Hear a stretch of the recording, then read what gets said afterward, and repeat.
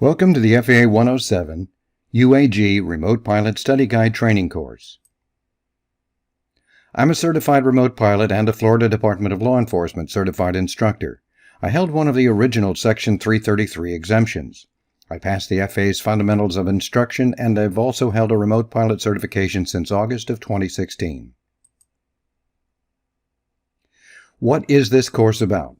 This course is designed to prepare the student for the FAA Remote Pilot Certification exam by providing an understanding of the areas of study listed in 107.73, as well as advisory circular notices using the Pilot's Handbook of Aeronautical Knowledge, the FAR AIM book, and other related sources. This is an accelerated course designed to give you the maximum training in the minimum time. You'll need to pay attention, but you will not be bored.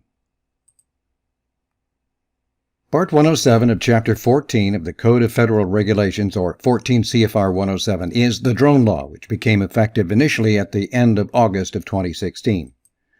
So who needs this course?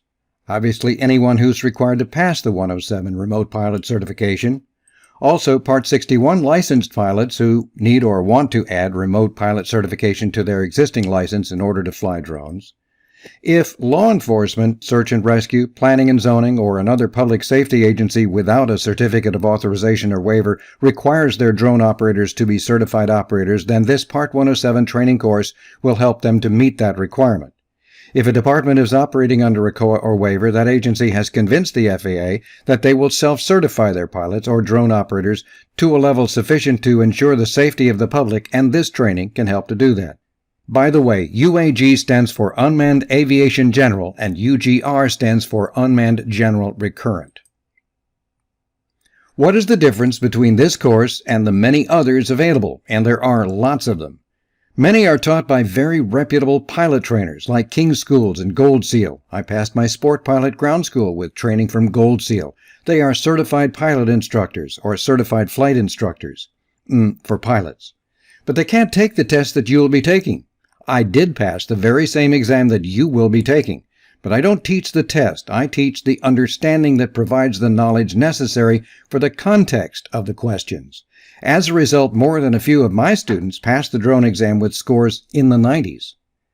At the core of understanding are two elements, repetition and context. In this course, you'll find certain items are intentionally repeated in different contexts, so that you will not only have the answers to the questions, but have an understanding from a perspective that gives you confidence in your answers, which is probably why my students do average higher scores on the exam. That understanding is also important for another reason. Understanding is the basis of knowledge, and knowledge is the foundation of safety. When you fly a drone in the United States, it is your responsibility to understand and abide by the rules. So when do you need a drone license? If you fly your drone indoors, you don't need a license. If the drone weighs less than a half pound, you don't need a license. If you fly a drone strictly for recreation or hobby, there is no commercial function involved and a registration is required, and there is now a test for recreational operators. But it's not the same as the 107. If there is any commercial function involved, whether you are paid to fly or not, the FAA mandates a current remote pilot certificate. If you are being compensated for flying a drone for aerial photos or video, that's a commercial flight. The FAA is also cracking down on YouTube videos. If there is any commercial factor, even if you are not being paid, a remote pilot certificate is necessary. That includes flying a drone for an employer or operating a drone for a public safety agency not under a current certificate of authorization or waiver, or COA. This presentation is designed to prepare the student for the UAG, or Unmanned Aviation General FAA exam. So what does it take to qualify for a remote pilot certificate? You must be able to demonstrate aeronautical knowledge by either passing an initial aeronautical knowledge test at an FAA-approved knowledge testing center or holding a Part 61 pilot certificate other than student pilot, and having completed a flight review within the past 24 months and complete a small UAS online training course provided by the FAA. If a Part 61 pilot is not current, then they need to pass the regular UAG exam. A person wishing to qualify must also be vetted by the Transportation Security Administration, that's an online process, and be at least 16 years of age. And right there, now you know, some of the regulations that could be on your FAA exam. Whether you need to pass the FAA Remote Pilot Certification exam yourself, or you're working for a public agency that is required to self-certify its own pilots, there are many things that you need to know. You'll need to know types of airspace, how to read air charts, communications procedures, risk management, mission planning, safety and maintenance procedures, and you'll need to know and understand the rules and regulations that govern unmanned aviation safety. So this is what the course is about.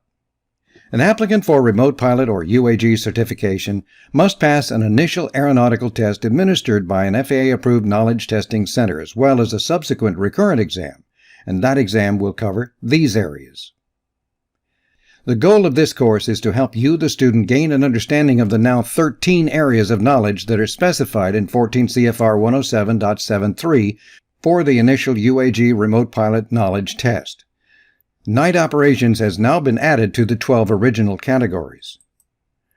The recurrent or UGR exam comes every 24 calendar months after you pass the initial exam, and that test will cover these areas. Here's how that works. If your license is dated September 10th, the expiration is the last day of September in 24 calendar months. It could be several days more or less than 2 years. It's not 2 years, it is 24 calendar months. This is what you can expect to see on the exam. The major portion of the questions will relate to UAS operations, and operations includes aeronautical charts, airport operations, decision-making, and safety. Regulations and airspace will each comprise up to a quarter of the test questions, and the rest will relate to loading and performance and weather and so on. You'll notice that only around 20% is UAS specific, and most of that is rules, but 85% of the test is not specifically about drones. You'll find that this course gets easier as we go along because the tougher material is at the beginning. There's a very practical reason for that. You have more mental energy at the beginning. By the way, as we go along, you'll see notations at the bottom of the screen, showing the reference source for the information on that page, sort of like footnotes. That tells you where to look for more information about a topic if you need it. That being said, nothing in this course is really complicated or difficult. You just need to become familiar with the material, especially the regulations and airspace. The material may seem complicated, but I'll break it down for you so that it makes sense. I'll repeat things in different contexts so you'll begin to get the big picture, even if you know nothing about aviation. But you should be prepared to commit between 10 and 20 additional hours reading and reviewing to prepare for your exam. At the end of each section, I'll list resources for that purpose. It doesn't require memorization or hard study, mostly just reading, to become familiar with things. Be sure to use the resource materials provided and you'll be okay. Invest the time and you'll do fine. Keep in mind that the most wrong answers have come from questions about knowing how to read aeronautical charts and being familiar with regulations, and the only way to prepare is to review the resource references and practice reading charts. You won't need to take a lot of notes, so don't write down a lot of things that you probably won't read later anyway. Just pay attention. If you don't understand a section, just view the video again. The material in this course can also be found in my Remote Pilot Study Guide. The book includes the material I'll be presenting in this course with additional quizzes and practice exams. The printed version is available online from Barnes & Noble. The ebook version is available there as well as Amazon, iTunes, Smashwords, and other sources. All editions are continually revised and updated. If you previously purchased the e-version, the update is free. Simply download the new version. This course was written to comply with the UAS Airman Certification Standards for Part 107, Remote Pilot Exam. You'll want to invest in a copy of the Pilot's Handbook of Aeronautical Knowledge and the FAR AIM. Not required but very useful for study is the testing supplement, which has the charts and diagrams that you will be seeing when you sit for the FAA exam. I would recommend reviewing the charts in that book and especially the legend in the front section. This is a really large download as a PDF, so if you want to buy it, the publication number is FAA-CT-8080-2 plus a letter. It's not expensive, and you will find it is a very good investment for now and for later. You'll also want to download and review 14 CFR 107 and the related Advisory Circular 107-2A. Both are important. You can download these in the online resources for this course. The information is here for you. Your success on the exam depends on how well you use that information.